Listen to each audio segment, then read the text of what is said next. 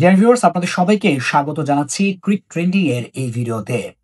Michael নেসের Ashes সিরিজে সুযোগ পেয়েছেন এবং মাইকেল নেসেরকে আসলে সুযোগ দেওয়ার কারণে কিছুটা নাথান লায়ন তিনি মর্মাহত হয়েছেন কিংবা ব্যাহত হয়েছিলেন। কারণ স্পিন বোলার তো তার খেলা উচিত ছিল। তাকে বাদ দেওয়া কেন হলো? কারণ পুরো পেস অ্যাটাক নিয়ে কিন্তু অস্ট্রেলিয়া ২য় টেস্টে অর্থাৎ ব্রিসবেন টেস্টে ইংল্যান্ডের বিপক্ষে নেমেছিল।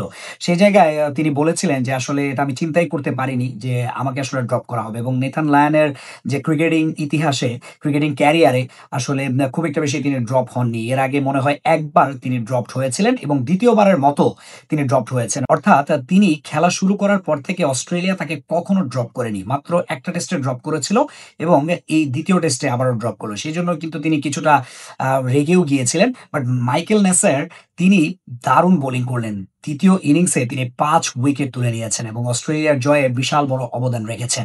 মাইকেল নেসারকে আমরা দেখেছি অস্ট্রেলিয়ার যে প্লেইং 11 সেই জায়গায় খুব একটা বেশি সুযোগ পাননি। মাঝে, মাঝে টুকটাক তিনি খেলেছেন ইরেগুলারলি।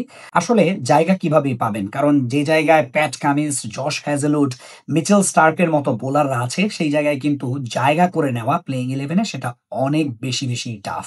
স্কট বোল্যান্ডও তিনিও সুযোগ পান না। স্কট বোল্যান্ড এমন একজন ব্যাকআপ বোলার যিনি আসলে মেইন বোলার হিসেবে দায়িত্ব পালন করতে পারেন।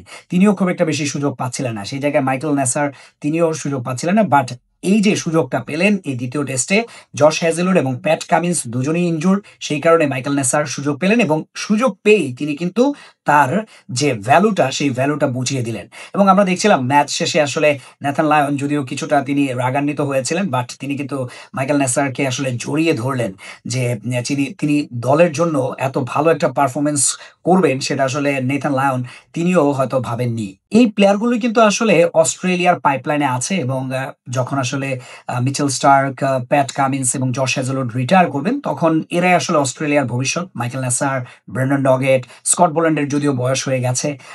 আরো বিকল্প হয়তো চিন্তা করতে হবে। অস্ট্রেলিয়াকে স্পেন্সার জনসন আছেন, জাভিয়ার বার্টলেট আছেন। তারাও মোটামুটি বেসিসে আসলে ওয়ানডে খেলছেন। হয়তো তাদেরকেও টেস্ট ক্রিকেটে আনা হতে পারে। দেখা যাক আসলে শেষ পর্যন্ত কি হয়। বাট মাইকেল নেসার দুর্দান্ত পারফর্ম করেছেন এবং সেকেন্ড টেস্টে আসলে অস্ট্রেলিয়াকে জয়ী হতে সাহায্য করেছেন।